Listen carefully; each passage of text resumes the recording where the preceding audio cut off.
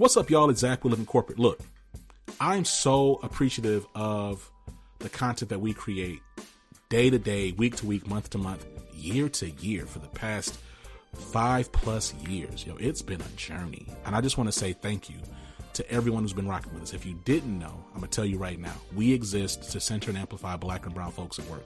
And we do that by having really frank, authentic conversations.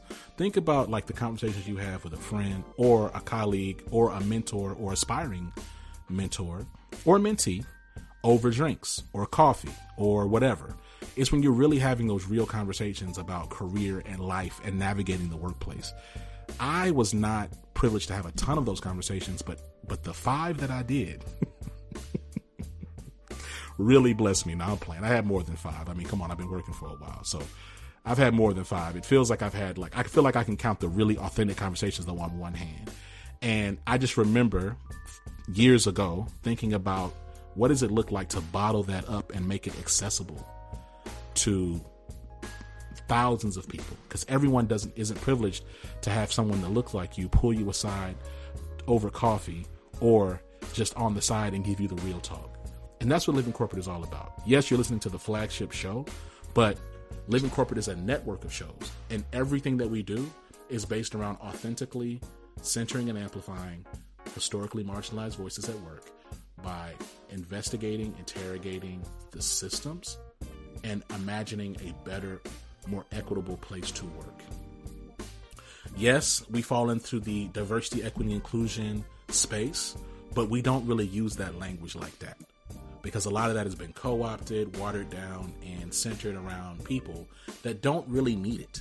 We're trying to have authentic conversations every single day that center and amplify the people that actually need to be centered and amplified, which are Black and brown people, Black and brown women, Black and brown queer folks, Black and brown trans folks, Black and brown non-binary folks, Black and brown disabled folks, Black and brown first generation people, right?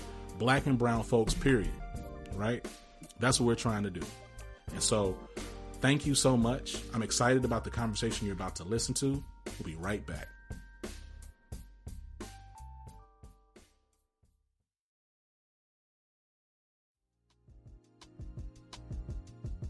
James Boggs.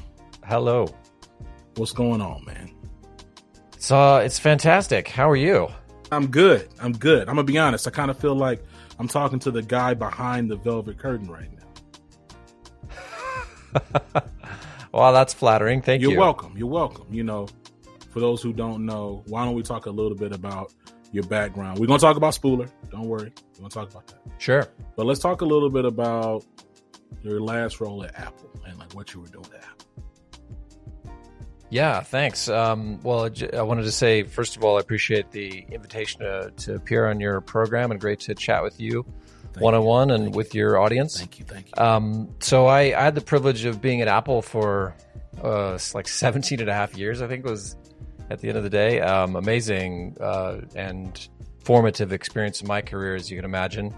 The last 10 years or so, I was running Apple Podcast, a small but mighty team looking after the podcast directory and operations and editorial, working with the folks that designed and built the app and maintain the kind of engineering infrastructure that drives that whole system. What a thrill to work with amazing creators, including the folks that live in corporate and all the other shows that enrich so many listeners around the world. It was really a pleasure and a privilege. You know, it's interesting. You know, we're having this podcast, having this interview, because I think about like podcasting. It's so interesting, right? Because there's like millions of podcasts, and there's so many created every single day, and yet like podcasting as a space is still like in its infancy, right? You know, we have more and more people, like historically marginalized people, are like leveraging technology to amplify their voices. And it feels like everybody's having a podcast. Like, I'm curious, like when you think about, especially like considering your background, like what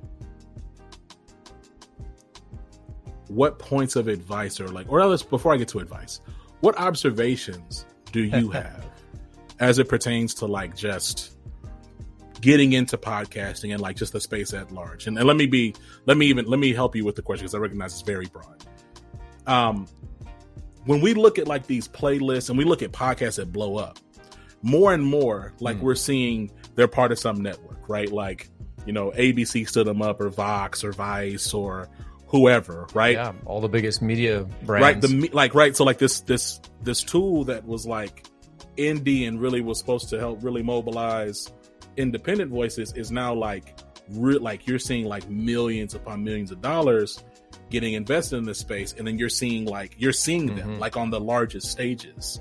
Like, talk to me about like your perspective as to what you saw over your 17 years leading the Small and Mighty team, and like what dynamics you started kind of what dynamics you saw coming into play.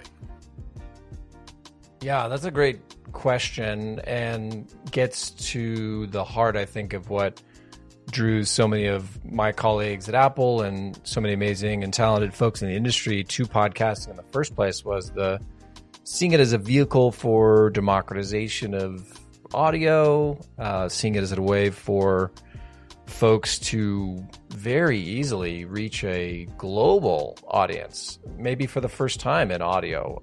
Whereas before, it's, you know, in the history of radio, it's been a very narrow doorway to walk through to be able to get a voice on a radio station, highly curated and controlled, and the idea that podcasting can play a part in empowering new voices that maybe had been traditionally underrepresented, or, you know, hadn't been as a whole reflective of the population of a country. And you know, the US, of course, is the biggest market for podcasts, but what intrigued me was just the global nature of it too, where you could launch a show out of your bedroom or garage and find a global audience for a very specific topic. That's another aspect of podcasting that always fascinated me. It's a place where, because the barrier to entry was so low, you could really get a niche on and find an audience because they would seek out that kind of content. One of the examples I sometimes cite in that case is like a pen collecting. Like, if you want to get the best content about fine pen collections and fine high-end brands for fine pens, you could find a podcast about that. And I love that. I just think that's so cool. And part of the joy of the editorial function of the Apple podcast team that I found significant was the celebration of indie voices right alongside some of those biggest media brands in the world that you were, talking about a second ago. And being able to do that kind of, what they call in the music business A&R, and finding a gem to put it, right up next to, in a promotional sense, next to a huge brand that already carried weight and, had some brand equity and sort of expectations of quality. You could have those be on a level playing field in a way that just wasn't possible before podcasting, which is so cool. I mean, I agree. I think though, like, the heart of my observation right now is like, it's harder and harder to pop. Like, so you kind of talked about, talked a little bit about, you made it a comparison to the music industry, right? Like, it's not that it's impossible. That's not what I'm saying. But it's like, like it feels like the machines are more and more visible with some of these shows, man. And like, I really continue to believe that for Black and brown folks, who are like really trying to like get into, I believe that we're still seeing just the beginning of Black and brown folks getting into podcasting. I think that agreed. Right. Like we're still very much so at the beginning, and just like everything else, there's going to be a bunch of podcasts and all of them aren't going to be great. Tons of them won't even be consistent, but there's going to be, again, continuous entry into this space. And like, man, I want to talk a little bit about, and I told you I'd ask you about this on the record, and I do want to talk to you off the record too. But I'm going to ask for the sake of the audience. Like, I remember when I hit you up, and like, because I found you like on LinkedIn, and I found somebody else, so I'm not going to say their name because he's still working out. But I was like, yo, I got this pod, James, and I don't know, and one, I want to talk about, like, I want to talk in real time about how you felt about that, because I don't know, like I don't, and I want this to be educational for our listeners, because we have a lot of folks who are creators and creatives, and who are like, yo, how do you grow your I reached out to you out of the blue. You did not know me, right? You happen to follow Living Corporate. I talked to you about living. I emailed you because I don't even know how I got your email, but I found you. Kept talking, and then I think persistence, Zach. Persistence is the word you're looking for. I emailed you, talked to you about Living Corporate. I was like, hey man, look, I got this person. They about to be on the show. You need to check. And so I would say maybe like a month. I don't know. Sometime later. It wasn't immediate. We was on New and Noteworthy. And we were there for like, I don't know, like I felt like we were there for like a month. Man, like that's a good run. It's a good run. Hey man, I thought so. And then I saw us on other things. Like I would see us, like if there was ever a space where it was like something about career or Black voices, like I would see us like talk like as much as you can here. Talk to me about, one, how you received me persistently hitting you up. Two, the machinations of how all that, of what happened. Was it was it random? Was it you pounding the table? Did you just try to drop me in a hat and like a bunch of folks with like crane masks in a dark room, lit some candles and then picked my name out? Like what happened? Sure. Well, I will.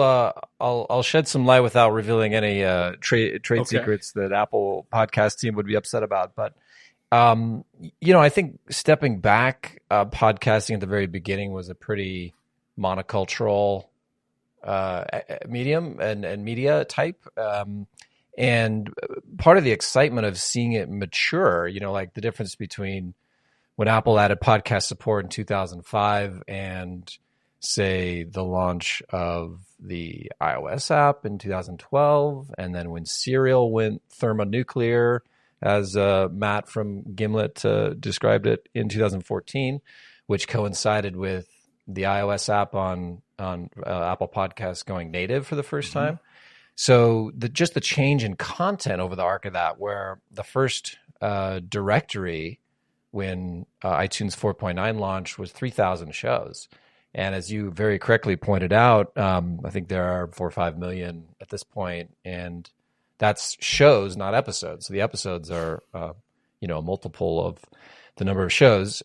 So by definition and by character over the arc of that 15 years, now 17 years, we saw a greater diversity in the shows and the content base being more representative of the populations of folks that were, in the countries where podcasting was popular. So it was a specific effort to try and make sure that the editorial being presented was reflective of the society that we were part of. Like the service got to that level where it's not, we're not trying to be niche here. We're trying to have something, a little bit of something for everybody, an editorial perspective and comment where we could, as kind of I was alluding to before, you could blend big media brands that dominate, magazines and terrestrial radio and TV and movies and stuff, and participate there and have brand momentum and value and equity with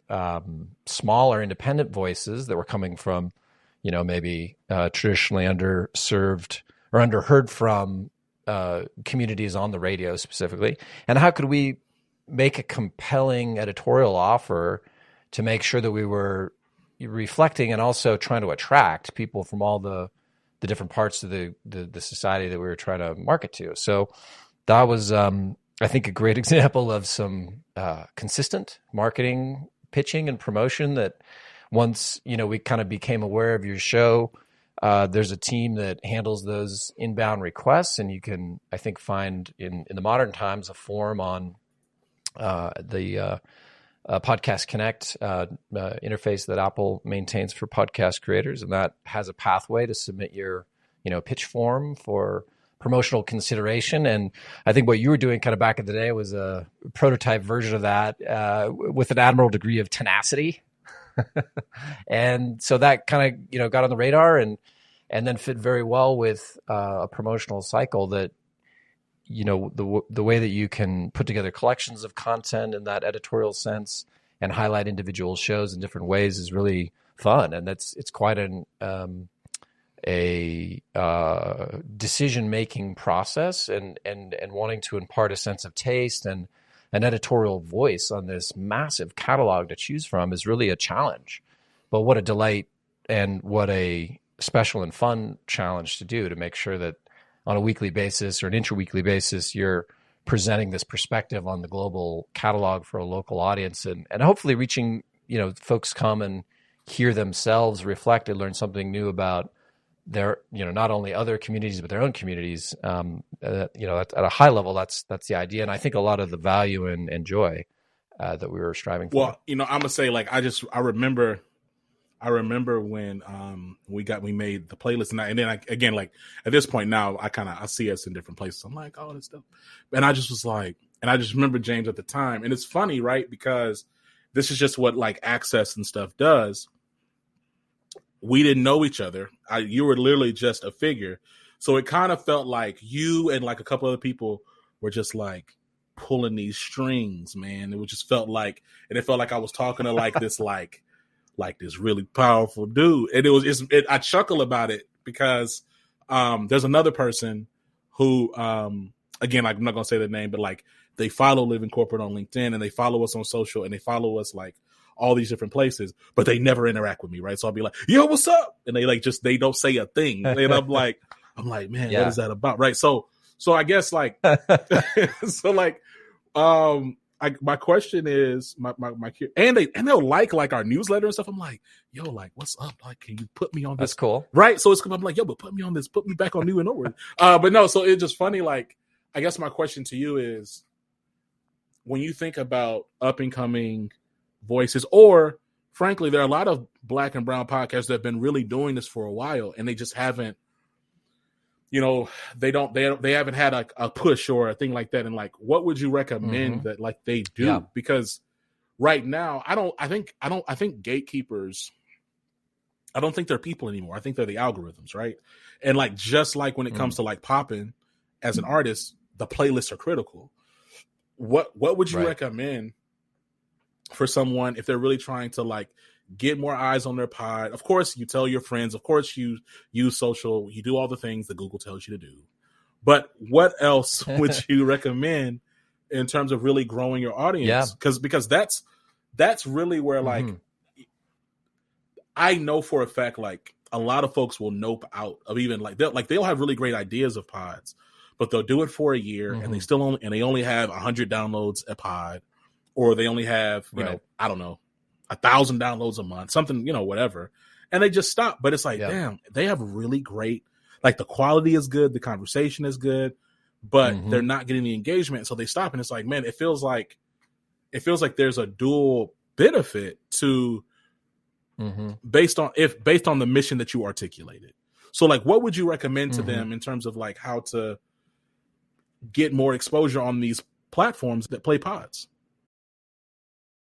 Yeah, and just to be clear, I'm not a member of the Apple Podcast team anymore, so I can't speak to their daily, their current fair But clarification. Yes, I just have to qualify. But that pitch form is an important kind of tactical thing to keep in your toolbox. And I think that, going back to discoverability, the flip side of that growth coin, right, is now podcasting is more than ever a hits business, like the music business, where a certain popularity curve of the catalog, you could say, where the vast majority of listening and consumption and action is right at the top. And then there's this huge tranche of middle tier folks with high quality, consistent content that's, hitting that bar of listenability, but is struggling to break above the curve of audience size and really break into that next level.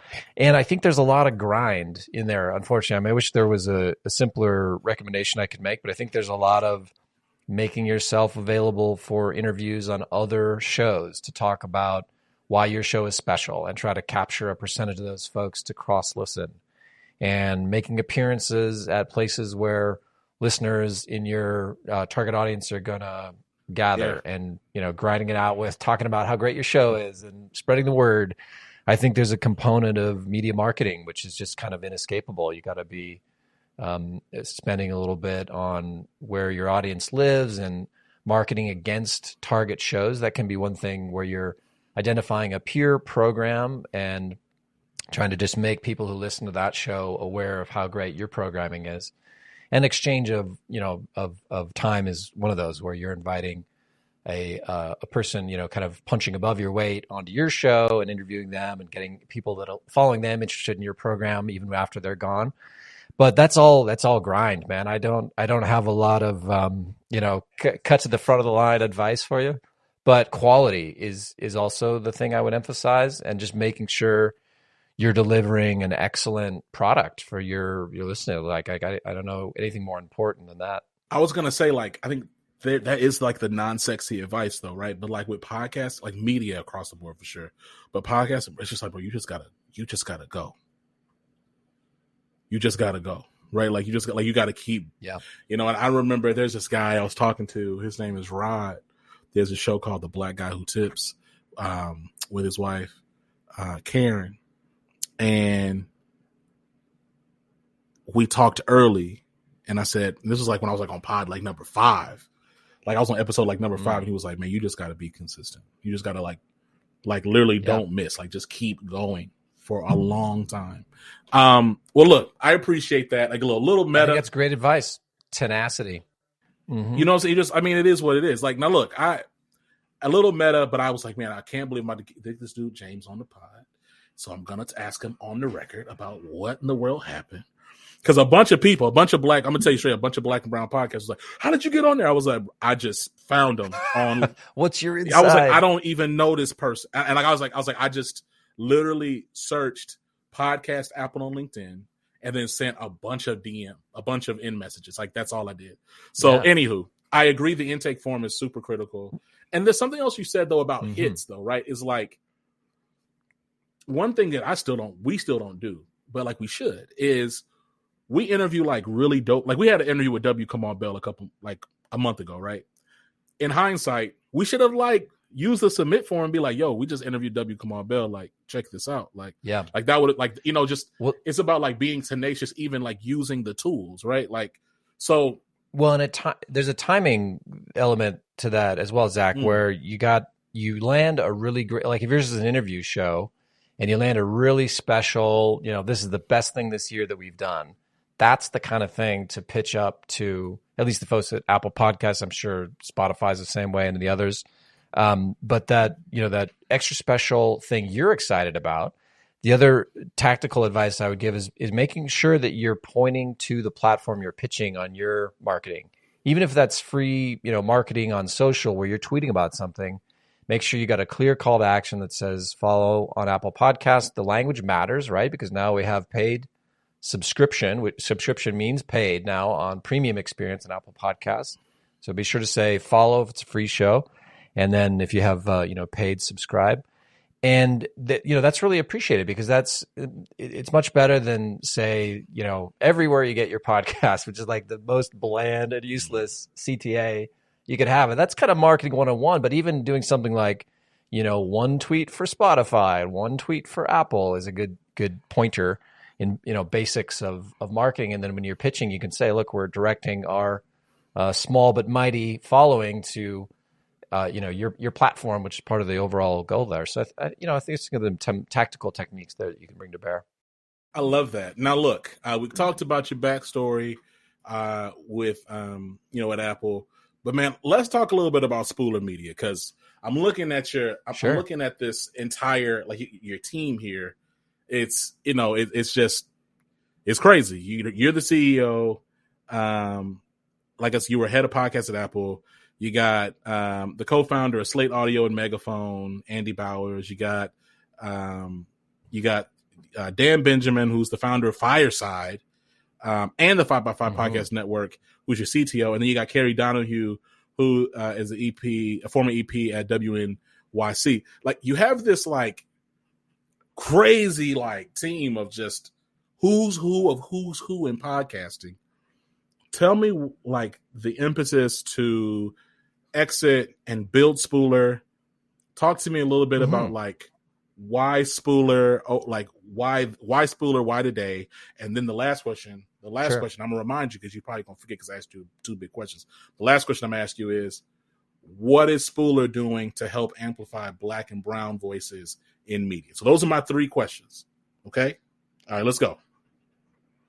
Yeah, sounds good. Well, let me see if I can remember all that. So, after such a long run at such an amazing company, I really appreciate and value my experience and the people I got to work with at Apple after such a long time. As I said, very formative in my own career, and trying to be a learner when I was there the whole time, and making sure I was seeing the way these world-class operators ran teams and did marketing and thought about product, and then was really inspired by that. And I at the same time was looking for some new challenges and an ability to really tightly focus on a narrow set of problems that I could work very closely with a product team and an engineering team.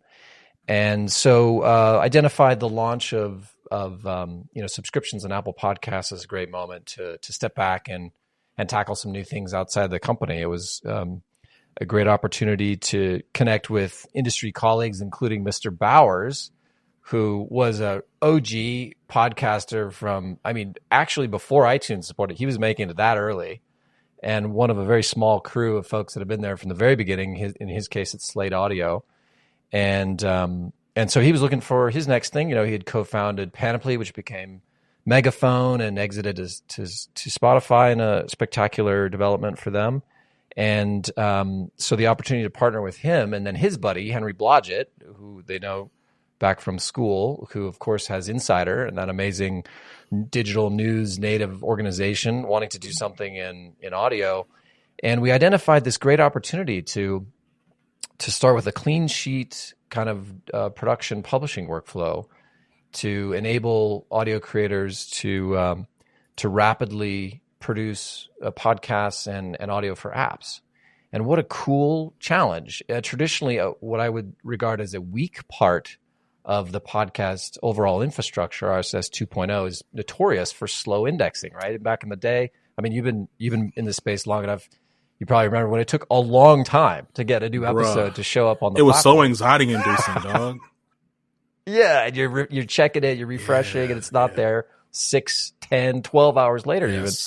But that not everybody knows that is history. It's a lot of that technical debt has been retired. There's been really a lot of great advancements in rapid indexing with an investment by the platforms. And so, our analysis showed there was a matter of minutes now before, if you really had a good metadata scheme, new episodes were showing on the platforms. So this created an opportunity to stand up a new company that was dedicated towards, what we like to call real-time audio. And it's bringing the best of live radio, but on demand like podcasts. You get that immediacy, the ability to cover, in the first use case, headline news, breaking news in a way that was very fast, but it was always delivered in the context of a show where it's, scripted and it's crafted and has an arc to it, rather than, with like live radio where occasionally you're dropping into the middle and it's starting on the clock instead of your schedule. So that's the thesis behind Spooler. And a couple of the architectural decisions we made in service of that thesis include modularity. So it's basically a playlist. It's a very sophisticated playlist maker, is the CMS. So you take segments of stories, and it's very easy and rapid to create a new episode of a show, especially where you have a show that's templated, and you can clone it inside Spooler, make a new episode that has the same template in terms of looping music bed or sound effects, intro and outro, and then replace the fresh content very quickly. So we started with real-time news, and we've added weather with Fox Weather News Corp team. We've just signed Chicago Public Media and Southern California Public Radio to new projects that they're working on. We've got an app customer in Circa app from the Frequency Machine team and some others.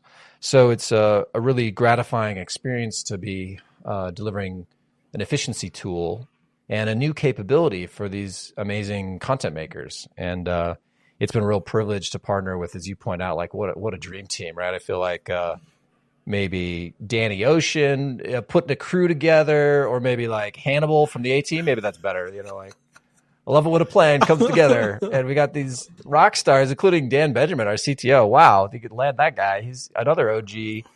Thousands of broadcast hours in podcasting. Plus, he's an amazing engineer.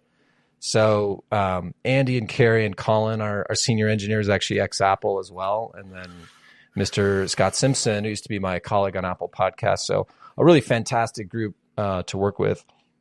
One of the things we're doing to empower different voices is our take on social sharing for audio.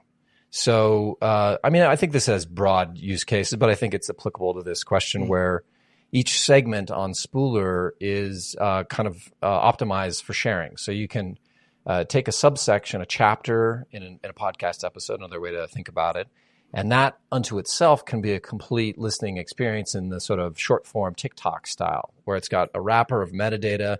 You can share a Spooler segment out of the RSS feed description with a share button.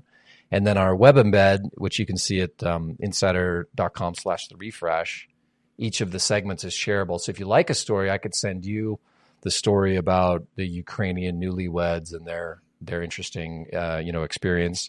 And Spooler will automatically top and tail it with an intro and outro, and it's 90 seconds long and very friendly to audio sharing. So that's kind of our take on social, which we hope would all the users of Spooler, including the folks that were traditionally underrepresented, could use to spread their message and easier for marketing purposes. Get new listeners on their show. The idea being, of course, that would be a sampler. One story would be a sampler, and the CTA would be now follow on Apple Podcasts or elsewhere. I love that.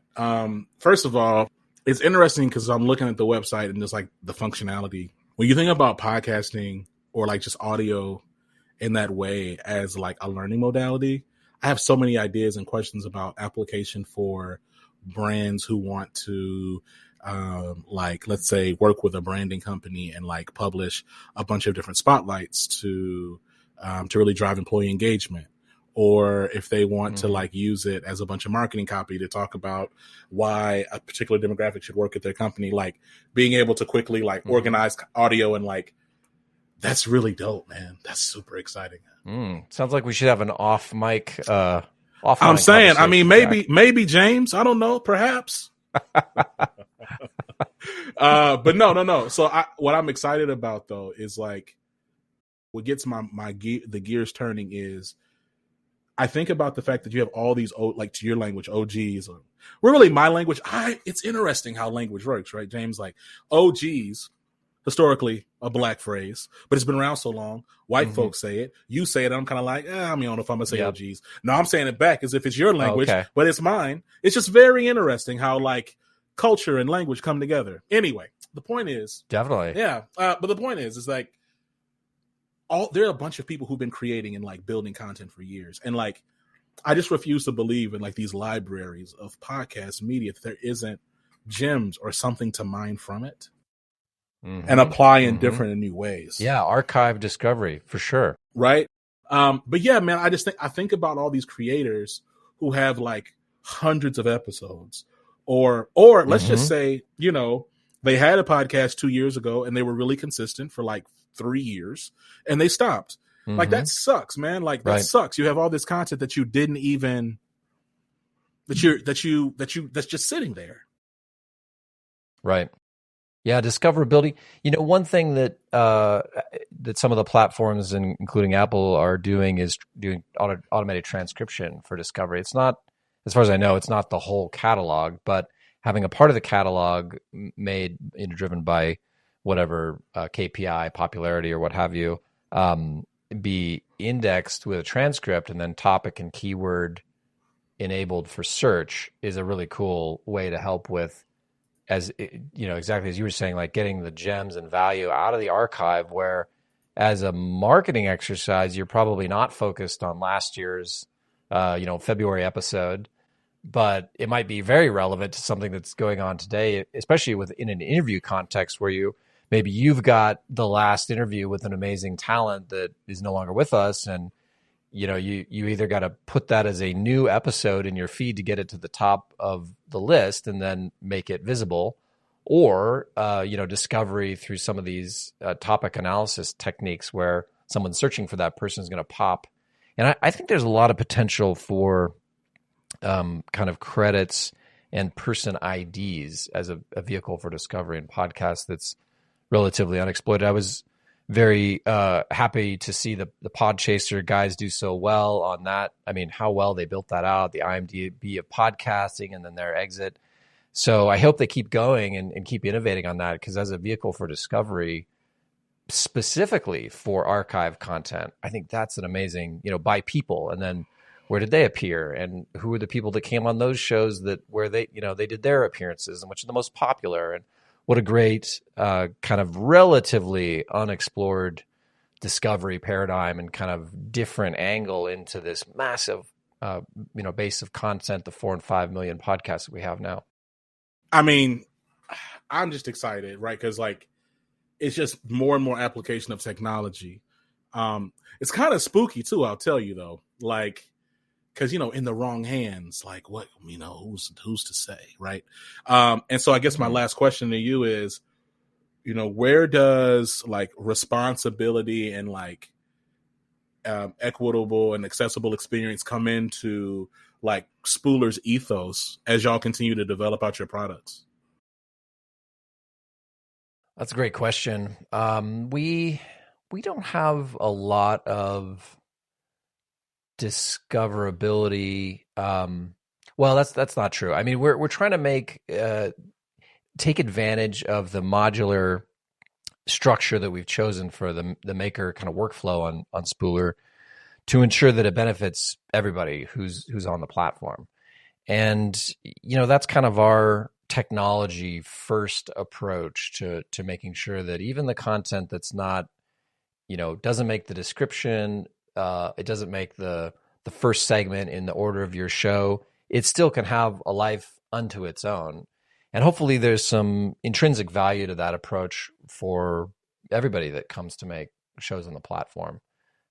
So I think we're trying to add a page of the, sort of a page of the book of the democratization of media in that way, in a very small way. The other thing that I think that we could potentially offer, getting a little ahead of myself at the moment, but another thing that modularity achieves is remixability, where the idea of being able to take content from different sources and then put them together. And that involves, personalized algorithms and me and the team trying to help figure out what would be good for a listener to receive. Now that's an opportunity to really make sure that we but that's a whole thing, right? And you got to be very careful about, to your point earlier, about how you design those algorithms, and do or do not put your thumb on the scale with, it's fraught with peril, as we can see with Facebook and Twitter and others that do that at scale. So I think there's a big responsibility there, and Spooler's not there yet, but if we're privileged enough to get to that scale and scope at some point in the future, will be a very interesting and thoughtful exercise for sure to roll something like that out. Let me tell you something, James. I say this tongue in cheek, but I do mean it. Your team is too experienced, too white, and too male to not be successful. Y'all will be just fine. Okay. Oh man, I am aware of how white and male we are for sure. Yes, that is on me to improve that situation. But thank you, I appreciate that in the spirit it was said. Absolutely, man. Look, I'm excited, and I appreciate the opportunity to come on your show. It's a privilege. Hey, I appreciate that. Look, you're a friend of the show. Thank you for all the work you did or didn't do. You know what I'm saying? To help out Living Corporate all those years ago means a lot. It's meant a lot. It's helped a lot with our audience. It's helped a lot with some of the things that we're doing. We've continued to do. And look, man, you got to come back as Spooler continues to grow and do your thing. Let's just figure it out, bro. You're always welcome. Love to. Well, and thank you for the quality programming. That's what it's all about at the end of the day, for sure. Oh, thank you, man. We'll talk soon. Okay. Thank you, sir. Talk to you again soon. Bye. Peace.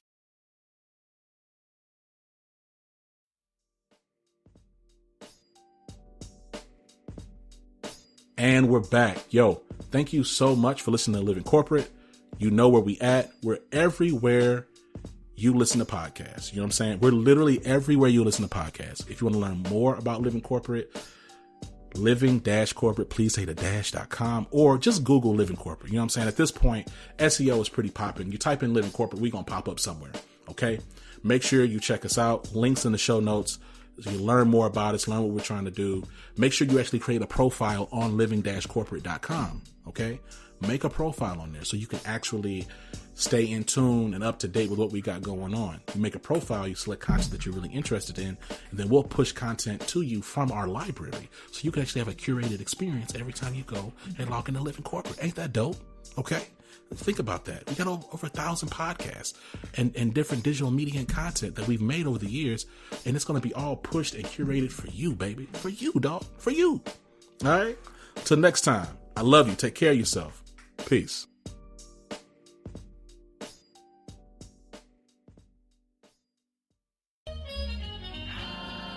Living Corporate is a podcast by Living Corporate LLC.